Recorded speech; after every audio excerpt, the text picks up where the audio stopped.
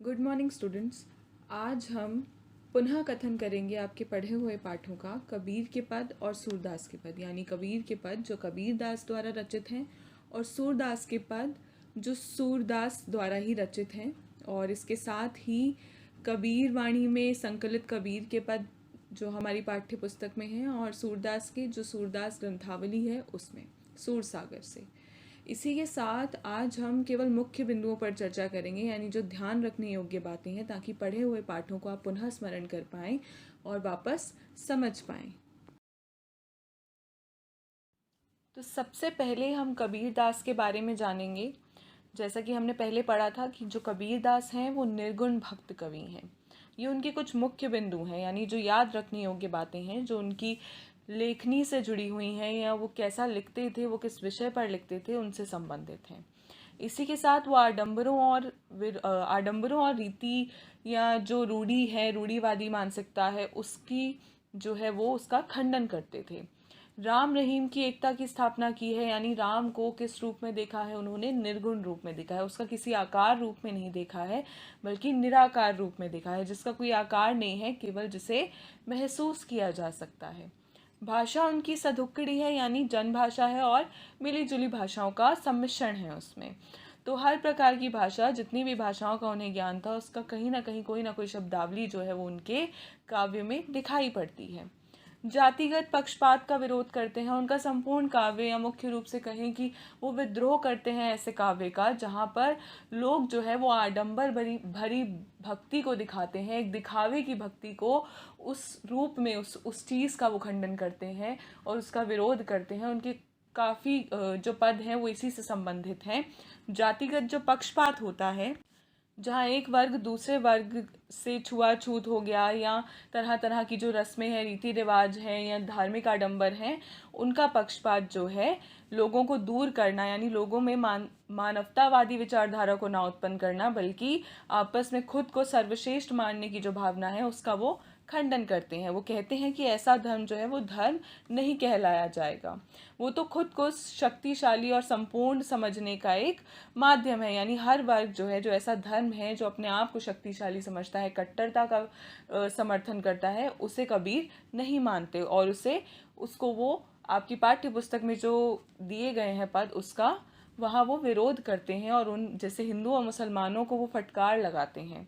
इसी के साथ रहस्यवाद की छवि जो है वो उनकी काव्य में दिखाई पड़ती है, जैसा हम दूसरे पद में देख सकते हैं। जैसे वो खुद को एक पत्नी और ईश्वर को पति के रूप में या प्रिय और प्रियतम के रूप में दर्शाते हैं और आत्मा और परमात्मा के मिलन की बात करते हैं। अपने ईश्वर को वो किस रूप में देखते हैं? खुद को स्त्री रूप में बताकर। तो एक रहस्यवादिता है उनके काव्य में, यानी उनका जो ईश्वर है वो निराकार है। तो निराकार होने की वजह से वो रहस्य है, हमें नहीं पता है वो कैसा दिखता है नहीं है, वो केवल महसूस किया जा सकता है। प्रतीकों के माध्यम से वो बात करते हैं, सिंबल्स देते हैं, सिंबलाइजेशन के माध्यम से वो अपने बातों को स्पष्ट करते हैं, उदाहरण प्रस्तुत करते हैं। पहला पद, अरे इन दोहुन रह न पाई, जिसमें आपने पढ़ा था कि किस प्रकार जो कबीर दास हैं वो राह नहीं उन्हें मिल पा रही है, वो राह नहीं तलाश पा रहे हैं कि वो कौन से धर्म की ओर जाएं, यानी वो हिंदू धर्म की ओर जाएं या वो मुसलमानों के धर्म की ओर जाएं, मुस्लिम धर्म की ओर जाएं। तो वो इस विवाद में, इस जो एक शंका उनके मन में बनी हुई है, वो दोनों को ही समझते थे कि वो अपने आप में सर्वश्रेष्ठ हैं और अच्छे धर्म हैं, लेकिन जब वो उसकी असलियत को पहचानने का प्रयास करते हैं और उन्हें लगता है कि ये केवल धर्म नहीं है, ये ऐसा धर्म जो है वो मुझे ईश्वर प्राप्ति में सहायक नहीं होगा, तो तब वो कहते हैं कि इन दोनों राह में से मुझे कोई भी राह नहीं जाना है। तो अंत में वो इसी बात का समर्थन करते हैं, कश्मकश में वो बात करते हैं इस पद में, और इसी पद के माध्यम से वो हिंदू और मुसलमानों को फटकार लगाते हैं। उनकी जो जिस तरह की उनकी स्थिति है समाज में, या जिस तरह का वो धर्म लेकर चल रहे हैं या लोगों को उसका पाठ पढ़ाते हैं, उसका वो विरोध करते हैं। इस पद में उन्होंने प्राचीन भारत में वर्णिक और धार्मिक व्यवस्था पर आघात किया है। जो हमारे वर्ण होते थे, जैसे आप हिंदुओं में देख सकते हैं कि ब्राह्मण, क्षत्रिय, वैश्य और शूद्र है, तो जो शूद्र है उसको बिल्कुल भी जो मंदिर की ड्योढ़ी पर या यूँ कहें कि मंदिरों में प्रवेश उनका निषेध था, उन्हें नहीं जाने दिया जाता था। तो छुआछूत जो करते हैं या अपना पानी नहीं छूने देते, अपनी गागर नहीं छूने देते, खाना नहीं खाने देते हैं, अपना छूने नहीं देते हैं, बनाने नहीं देते हैं, तो इस तरह का व्यवहार जो है वर्ण तौर पर, उसकी बात वो यहाँ पे करते हैं। वो इसका विरोध करते हैं कि हिंदुत्व ऐसा जो है वो काम करता है। इसी के साथ वो कहते हैं कि धार्मिक व्यवस्था की बात करते हैं कि जो मुसलमानों की धार्मिक व्यवस्था है वो किस प्रकार की है, किस प्रकार अपने आप को सर्वश्रेष्ठ समझते हैं और किस प्रकार वो मुर्गा मुर्गी काटते हैं और अपने ईश्वर को चढ़ाते हैं, जीव हत्या करते हैं, उसका वर्णन इस पद में किया गया था। इसी के साथ उदाहरण दिए गए थे, जैसे मैं आपको बता रही हूँ कि जीव हत्या करना या अपनी मासी या अपनी बुआ के घर ही ब्याह देना, इसके साथ जो वैश्याओं के घर में जाना हिंदुओं का, ये सारे उदाहरण देकर उन्होंने सामाजिक प्रणाली को दर्शाया है कि हमारी सामाजिक प्रणाली, हमारे जो धर्म है वो किस प्रकार उनका स्तर नीचे होता जा रहा है। तो एक दुविधा का जो मार्ग है वो कबीर के मन में चल रहा है। तो दोनों धर्म के बारे में वो बात करते हैं और इसके साथ वो कहते हैं वो रास्ता भटक गए हैं, यानी हिंदू और मुसलमान अपना रास्ता भटक गए हैं। वो बहुत भेदभाव करते हैं, इसके साथ ही वो रूढ़ियों और परंपराओं को अंधा अनुसरण करते हैं, यानी वो बिल्कुल ये समझे कि वो रूढ़ी जो है, जो वो परंपराएं चलाते जा रहे हैं, जो चल रही हैं, जिन्हें साथ लेकर चल रहे हैं, वो किस प्रकार, वो कितनी सही भी है या नहीं है, वो कितनी सकारात्मक है, वो सोसाइटी के लिए या समाज के लिए वो कितनी सटीक बैठती हैं, इसको बिना देखे, वो बिना समझे अंधा अनुकरण उसी प्रकार उसे फॉलो करते जा रहे हैं। तो वो देख कहते हैं कि किस प्रकार जो है एक ये जो मुसलमान है वो कट्टरता का एक स्वरूप दिखाते हैं कि हमसे शक्तिशाली कोई नहीं है। तो इस तरह की बातों का यहाँ पे कबीर ने विरोध किया है और उनको उदाहरण के माध्यम से प्रस्तुत किया है कि दोनों अपने आप को एक ऊंची स्थिति में मानते हैं और ऐसा उच्च मानने वाले जो धर्म है वो भटके हुए हैं राह से और वो मुझे ईश्वर का मार्ग तक तो नहीं ही पहुंचा सकते हैं। इसी के साथ वो उन्हें इन्हीं माध्यमों से, यानी उदाहरणों के माध्यम से डांट फटकार लगाते हैं और खड़ी खोटी सुनाते हैं, एक चोट करते हैं। यानी जो हमारे आडंबर चले आ रहे हैं, जो रीतियां हैं, और हम अपने आप को जो सर्वश्रेष्ठ कहते हैं, तो हमारी कमियां और हमारे लूप होल्स हमें दिखाकर वो समझाना चाहते हैं कि कबीर कहते हैं कि ये ईश्वर का मार्ग प्राप्त करने का एक साधन नहीं हो सकता। कबीर दास के दूसरे पद की कुछ मुख्य बातें इस प्रकार हैं कि ये जो पद है वो किस प्रकार के जीवन से संबंधित है, किसे ध्यान में रखकर बुना गया है, एक दाम्पत्य जीवन को, इसमें एक गृहिणी के दुख को दर्शाया गया है, उसकी व्यथा को, उसकी व्याकुलता को दर्शाया गया है कि किस प्रकार उसका जो प्रिय है वो उससे बहुत दूर है और दूर होने के चलते वो किसी प्रकार से, किसी काम काज से अपने कर्तव्य निभाने के लिए, वो पालन पोषण के लिए अपने परिवार के, वो घर से दूर है, जिसके पश्चात वो कहीं कई दिनों से लौट कर नहीं आया है। और वो लौट कर नहीं आया है, इसी स्थिति में जो पत्नी है वो बहुत व्याकुल है, वो लगातार अपने प्रियतम के दर्शन के लिए तड़प रही है, तरस रही है और व्याकुल होती रहती है। और बहुत से लोग उसे ताने मारते हैं और कहते हैं, लोग जो है वो कहते हैं कि किस प्रकार हो सकता है तुम्हारा प्रियतम तुम्हें भूल गया हो। और उसे जो है अपने प्रियतम के बिना ना ही खाना अच्छा लगता है, ना ही सोना अच्छा लगता है, उसे कुछ पसंद नहीं आता है और वो उस प्रकार तड़पती है जैसे कोई जो प्यासा व्यक्ति होता है, जैसे वो नीर के लिए यानी पानी के लिए तड़पता है, वो उसी प्रकार तड़पती है। इसी बात को ध्यान में रखकर इस पद को लिखा गया है, जिसमें कबीर दास ने इस कहानी की बुनियाद पर अपने और परमात्मा के संबंध, यानी खुद को पत्नी बताकर और परमात्मा को प्रियतम या पति बताकर किस प्रकार से उनके बीच के संबंध को व्यक्त किया है कि वो उनसे दूर हैं और उनकी जो कामना है, जैसे आत्मा जो है वो परमात्मा के बिना नहीं रह सकती, वैसे ही पत्नी अपने पति के बिना नहीं रह सकती। कबीर दास परमेश्वर या ईश्वर के बिना नहीं रह पा रहे हैं, वो बहुत व्याकुल हैं, उनसे मिलने की लालसा है और उन्हें वैसे ही अच्छा नहीं लग रहा है, वो तड़प रहे हैं जिस प्रकार पानी के लिए मनुष्य तड़पता है।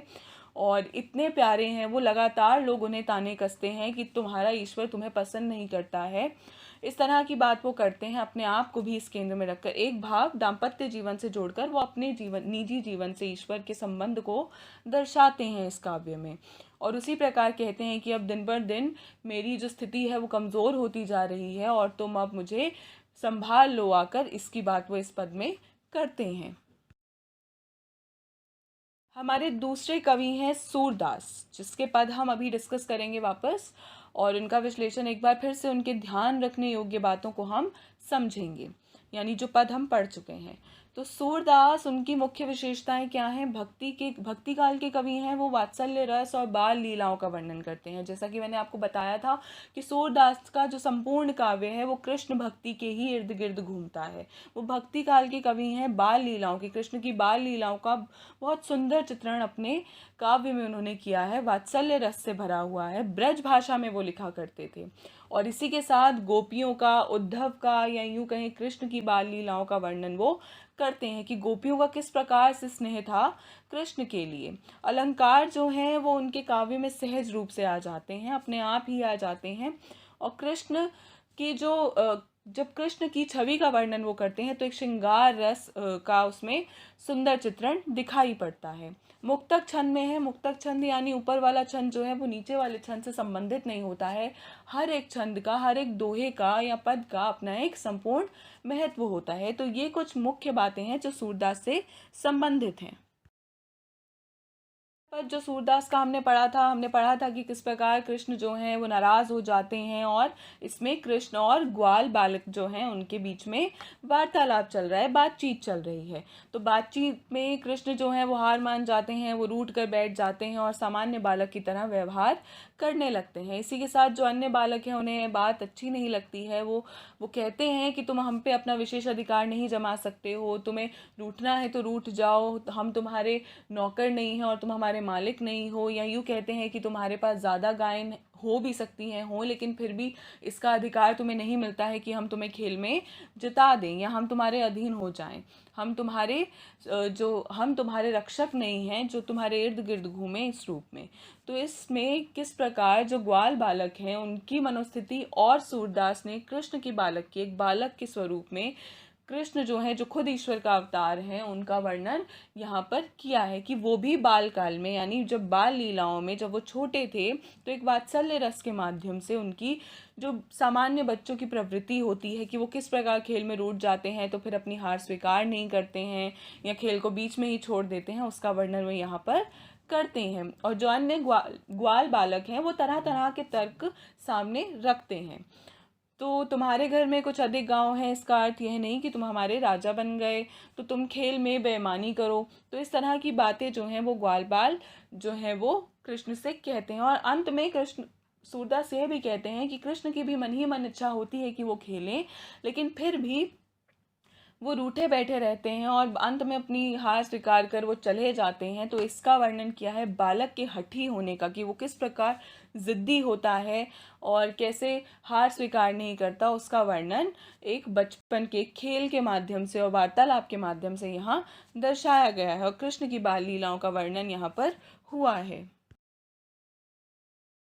और सूरदास का दूसरा पद कुछ इस प्रकार था, जिसमें मुरली से जो गोपियां हैं वो ईर्ष्या का भाव रखती हैं और उन्हें लगता है कि जो मुरली है वो स्वाभाविक रूप से, मतलब हर तरह से जो है कृष्ण को अपने से बांध कर रखती है, उन्हें अलग नहीं करती है और वो उसी के इर्द गिर्द घूमते रहते हैं, उन्हीं को अपने होठों पर सुसज्जित करते हैं। और इसी के साथ वो उन्हें उनके कभी पैरों पर खड़ा कर देती है तो कभी कमर उनकी टेढ़ी कर देती है, अपनी धुन पर उन्हें नचाती है, अपनी आज्ञा का पालन उनसे कराती है और तरह तरह की चीज़ों से वो गोपियों से दूर रखती है। यानी मुरली जो है वो किस रूप में, उसे एक अपने सौतन के रूप में दिखाया गया है, जो गोपियां हैं वो मानती हैं। और एक सखी दूसरी सखी से बात कहते हुए बात करती है कि मुरली जो है वो इस तरह का जो व्यवहार है कृष्ण से करवाती है और हमारे प्रति क्रोध करवाती है, क्रोध भरे नेत्रों से देखने का संदेश देती है और अपनी ही धुन पर नचाती है।